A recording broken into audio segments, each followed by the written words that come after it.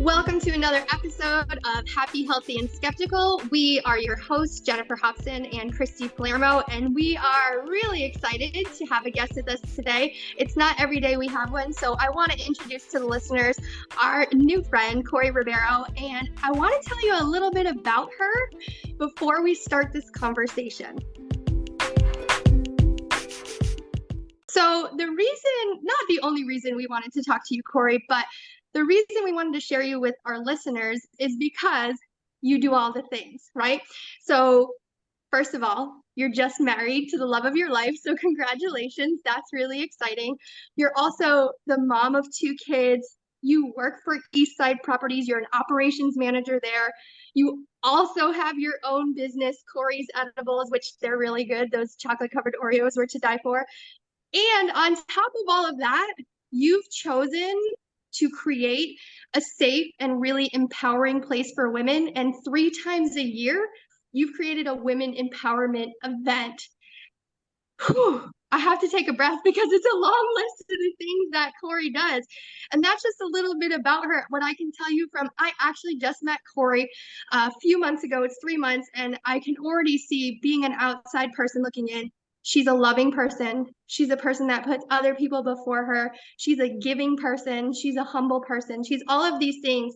And that's just a few of the reasons I was excited to ask Christy, hey, I have someone I think we want to chat with and I want to share with our guests. So welcome, Kori, to Happy, Healthy, Skeptical.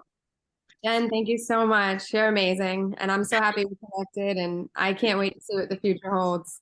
Right? There's so much. So as usual, we don't have a lot of time, but we want to dive in to our questions, and we're pretty excited. And the one that I wanted to start with and kind of ask you to kind of steam on for a little bit, but for you as a woman and a mom and a wife and all the things, what would be your advice to another mom or another woman? They don't have to be a mom, right? There's so many different types of people getting started and they already have a full-time job. They already have all the other things. What would be your advice for them to maybe start their own side business or something else that inspires them? So I think my advice on that would be, one, you always have to make sure that you make the space for yourself.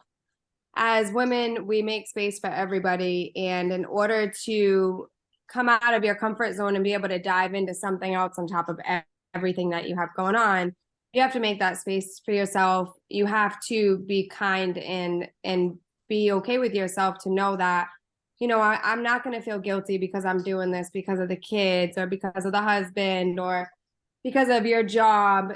If you can't take time and space for yourself, I think that's the key point that needs to be focused on. For me, a lot of my time where I dial in is on my treadmill first thing in the morning. Nobody's awake, everybody's sleeping, and you kind of get to just organize your brain a little bit. I feel like you need to set a plan. You need to have goals. If you're just running 100 miles in your head and you have all these ideas, but you're not writing them down, you're going to lose track of all of it, which is what I did for so long.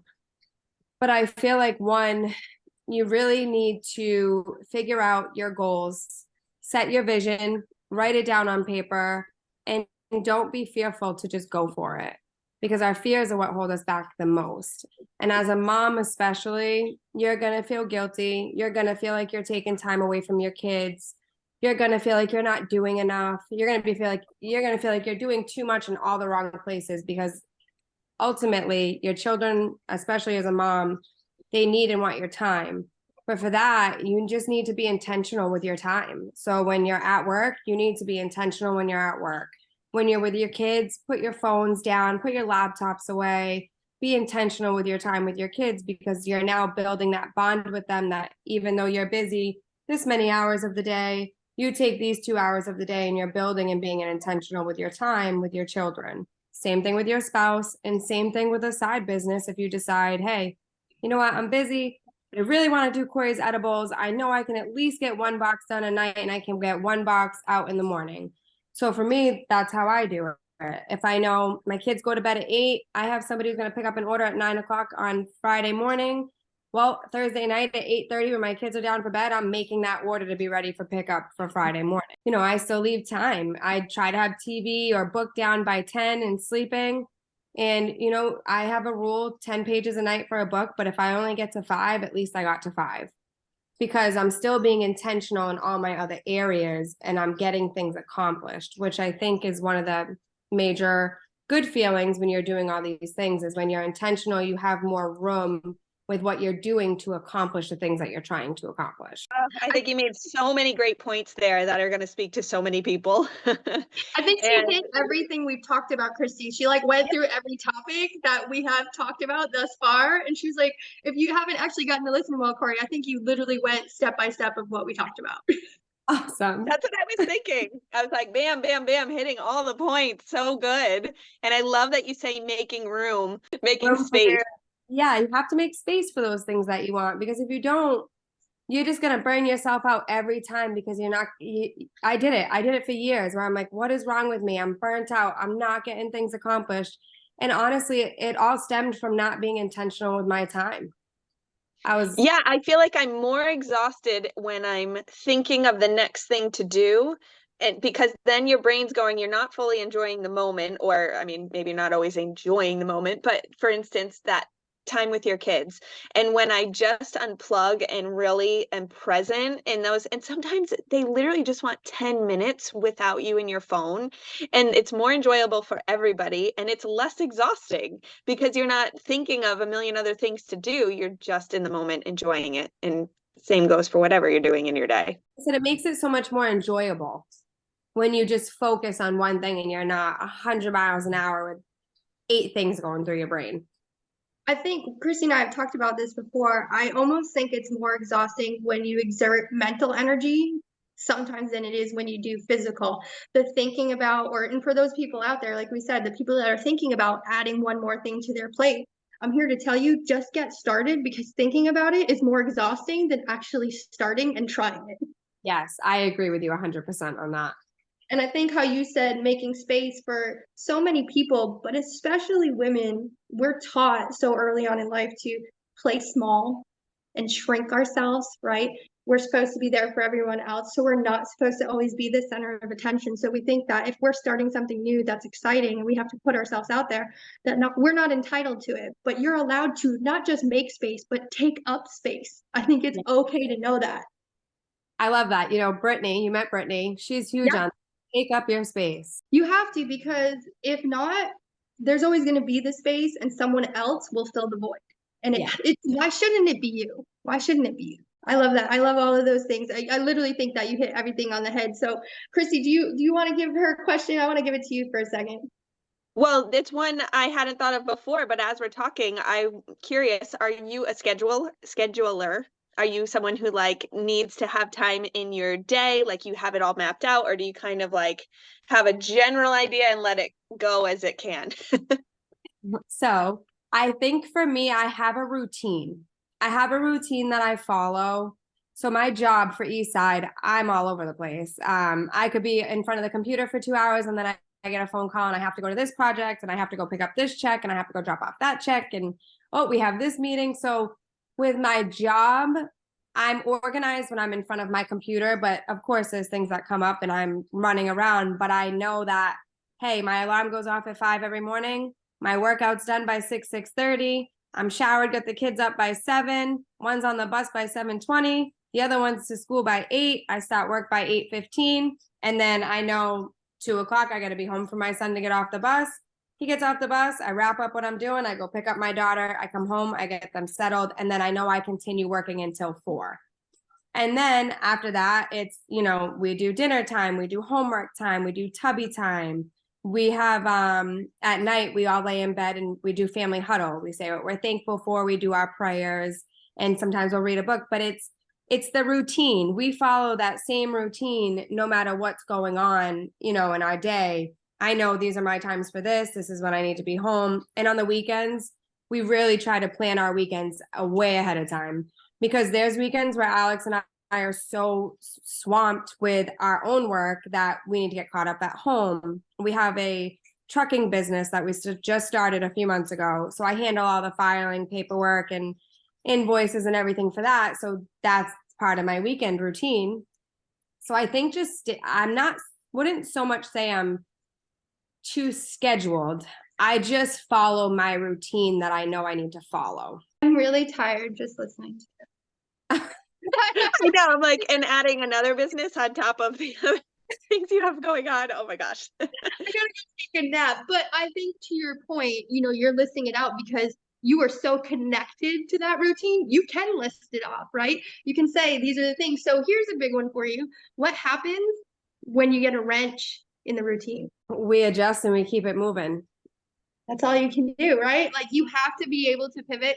And I think that's a struggle for a lot of people when they've gotten that routine down and something comes out of left field, they shut down instead of pivoting. Yeah, and that's huge because shutting down, which we've all done it, right? You're overwhelmed and you're just, I'm done, I'm shutting it off. But I think what people don't realize too sometimes is when you shut down, you're shutting down just to have to, by the time you pick back up, now you're dealing with a spiral of things because you did shut down. So I think, like, especially for me, I've always learned to just put my head down and keep moving. Because if you don't move through it, you're going to get stuck in it. And that's what we don't want. And we don't, and I think it's a trickle effect too, right? So like Alex and I have had so much growth over the past 2 years, but there were moments where he'd get stuck and then I'd get stuck. He'd shut down, I'd shut down. And it's part of learning too with your significant other to recognize, okay, you know what? He's stuck, he's shutting down, I need to pick him back up. Or she's stuck, she's shutting down, I need to pick her back up, because it's a trickle effect to your family, your kids, and your routine, your week, your month, depending on what's going on in your life and in your home. The best thing to do is just pick up and keep moving, even if it's picking somebody else to keep it moving. So when you have those moments of getting stuck and you get down, do you have things that you do to get yourself? I don't know if you would use the word inspired or motivated. Different people use different things, but. So big one for me, podcast. I love podcasts. There's so many good ones out there for inspiration. There's everything. You have inspirational ones, motivation ones, inner child work ones, relationship ones, business ones. So really you have all these podcasts at your fingertips for whatever you're struggling with that can help pick you up and motivate you. Another thing that I'm huge on is books, self-growth books. When I go to bed at night and I read that self-growth book, I'm sleeping with all those positive thoughts in my head and I'm waking up ready to attack the next day. So I think reading and podcasts is huge. Before, I think Christy and I really have connected on this one before, but our go-to is usually Miracle Equation by Hal Elrod. It's a really good one. You'll have to put it on the list. You'll have to put it on the list for sure. I definitely will, because I do love my reading. So as we switch from you as the individual, and we switch to a different question, Kori, what do you do to fuel or connect with your community while doing the other 85 million things it sounds like you're doing every day? So I like to, I feel like when you have kids and you get into the sports community, I think that's huge, because you're connecting with the youth and the adults at the same time. And I actually joined a group called the Referrals of the Heart. So basically what we do with that, we come together as a community to help the youth in our community. So whether it's kids that are struggling at home or just don't have the guidance or resources to, continue to progress without getting into trouble, and kind of learning, the ways of growing up and a job and listening to authority and, all those things to keep going with society. We bring those kids in. We do community service. So say I have somebody come here and they help me dip strawberries, or they do my dishes while I'm doing strawberries, or they go to a hair salon and they sweep up the floor and they do the reception desk. Not only are they getting basic life skills that they're going to need as they grow up, they're also getting a mentor who is already somewhat successful, building their business, and cares enough about these kids to want to be a mentor and want to show them a good role model and, the positive things that you really can accomplish in life. I think sometimes as a kid, if you're going through so much, you see a small picture of what you're going through instead of a bigger picture of what's possible in the world, if you just put your mind to it and believe in yourself. So that one project there with Referrals of the Hearts. That's probably my favorite. We meet once a month. The last women's empowerment event, we actually had the kids come help. They helped set up tables and did the bracelets, and it was awesome. I love that you mentioned Referrals from the Heart. I actually just recently joined, so it's something I'll be, also initiating into my business. And I think we usually think of connecting to community to people our own age, right? But sometimes if we take a step back and go, you know what, well, why can't I connect to the youth and really make an impact there? And I know for you, you haven't shared yet on this podcast, but there were things in your childhood that were extremely challenging, right? And let me ask, do you think that has molded you to be the driven person that you are now? Yeah, 100%. I don't think I would have grown up as fast if I didn't go through the things that I went through. I don't think I would have the appreciation for life and certain things in life that I do if I didn't go through those things. And I would have never done the work on myself that I did if I didn't have to. I had a lot of inner child work to do. I had a lot of healing, self-esteem, insecurities. And I think naturally as people, whether we go through things or not, we do have insecurities and certain things that come up. And sometimes I don't think we realize how much the work on ourselves can make a difference in our life and those around us. So without acknowledging some of the things that I went through and realizing that I needed to do some deep rooted work on myself, I wouldn't be who I am today. I wouldn't be the woman, the business owner, the mom, the wife, all of it. So I personally look at my struggles and obstacles and things that I've had to go through as a blessing in disguise, because I wouldn't be who I am today without all of those things. For sure. And I think it's important, there's a lot of people listening that have had very similar struggles or just challenging childhoods. And it's doing the work on yourself, and not yourself now, but the person that you were, your inner child, just like you said it. And I think the other thing is deciding not to be a victim, right? Because you could have very, very easily said, you know what, life happened to me, not for me, and I'm going to choose to follow this life path. And I think what you've accomplished from having a very challenging childhood is really amazing. And people need to stop and go, am I going to choose to be a victim, or am I going to choose to be successful? And I think you've chosen to be successful. Yes. And I think you hit the nail on the head with that, because a lot of people, they're used to, if you go through a lot as a childhood, you are a victim. But if you don't get yourself out of that victim role as you grow up as an adult, you're going to continue to just be a victim, and it's going to hold you back from everything. Right. And so we're talking about that as for ourselves. And now if you have this, I love what you're talking about with the youth, being able to walk them through when they're having those really difficult times, and how to navigate through all the big, hard, gross, scary emotions that come up with it, and how to navigate through, because a lot of the trauma stuff we deal with as adults is all the stuff that happened as youth, but we didn't know how to work through it, or didn't have somebody to guide us through it. So to have a program like that can be, totally life changing for kids as they grow into adults in the next generation. Yes, I think it's so true. I remember being a kid, and I remember looking for guidance. I just wanted someone to guide me in the right direction, because you're confused. You don't know if you're making the right choices, and what life is really about. You're in the moment, right? As a kid, because you're not thinking about the future. You're just thinking about the moment. So if you have somebody who can guide you and kind of open your eyes a little bit to what's possible as you grow up, I think it would be definitely a game changer for the youth in our communities all around. If we had people that cared enough to, come out and put in the effort into their community to make a difference in these kids' lives, I think it would be huge.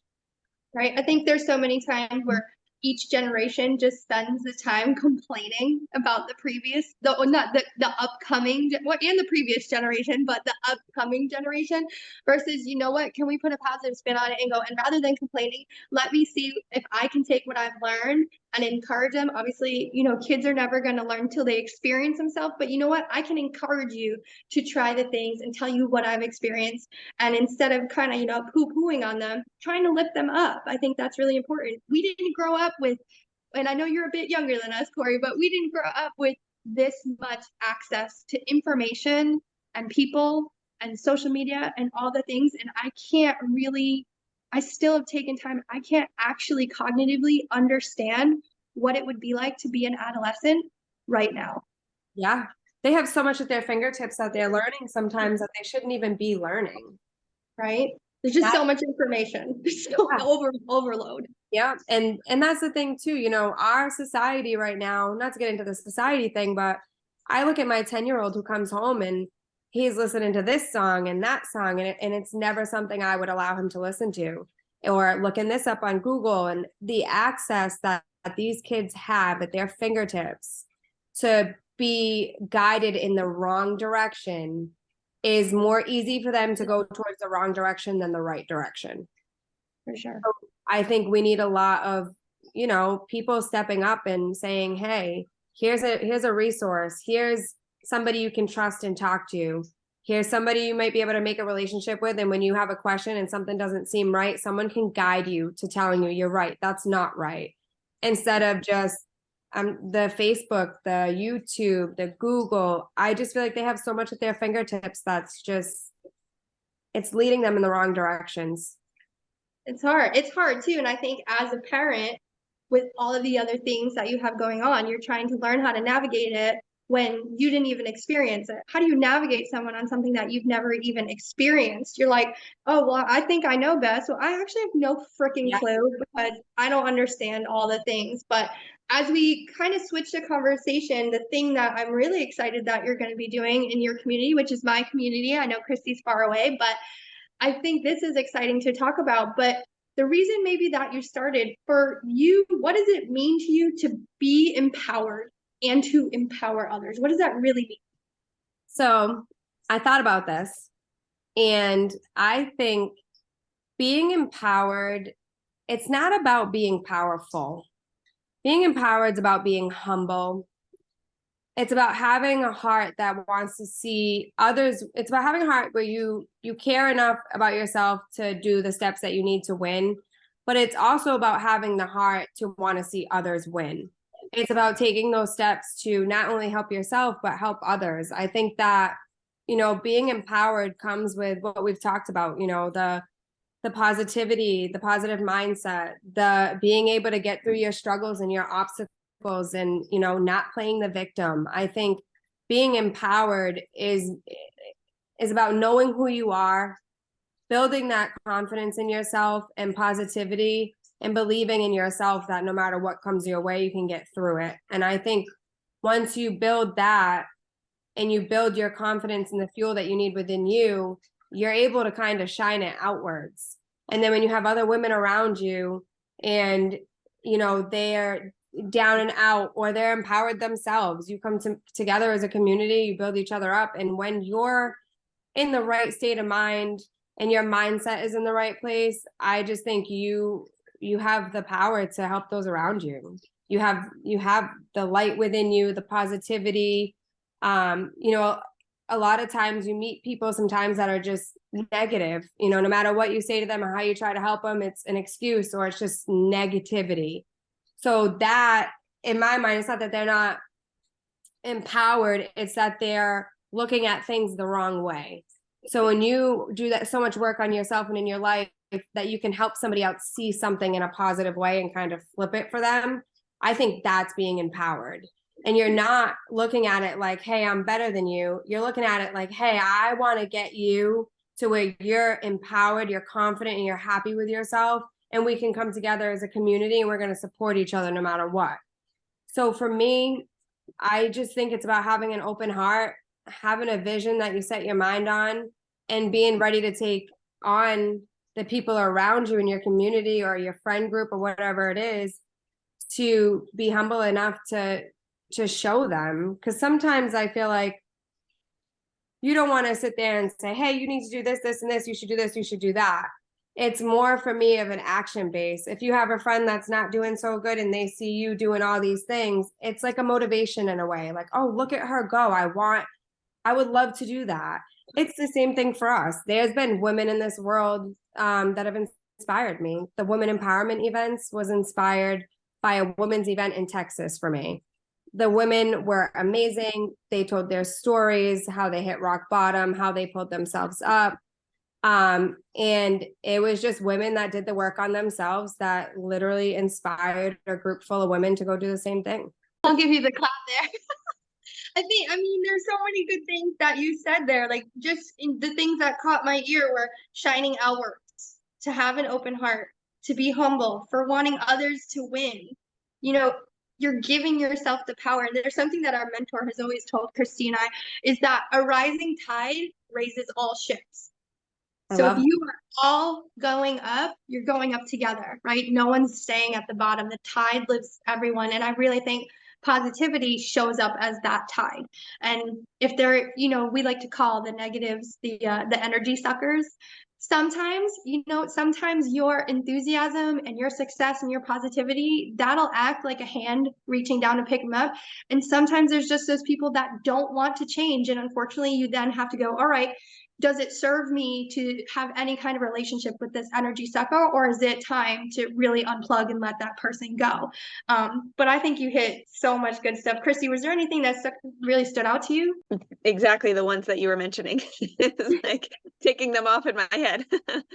And so I just love what you're doing. And as you're saying that, I'm like, I want to be a part of it. As we kind of wrap it up for the listeners, know that there is a women empowerment event that will be happening in Taunton, Massachusetts. It is on October 27th. Kori is the operator and host of that event, and she has been very gracious in inviting me to be a speaker at the event. So I will be there, and I'm excited to listen to the other speakers that she's invited, right? I think we have to be humble enough to know that we don't know all the things, and we can always be open to learning from others. Once you've decided you know all the things, well, you're just kind of a pompous asshole walking around. So you're going to take it down a notch. So I'm excited to go. Why? Because I'm not actually from here. So I'm building my local community, my community of people that are going to lift me up and push me to work a little bit harder, right? I think sometimes we get a little complacent when we don't have anybody to chase after. And I loved that I met Kori recently, because I was like, damn, I'm not doing enough. I could do more, right? I think she's doing all the things. And if you are in a different place and you don't have that community yet, first of all, be open to it.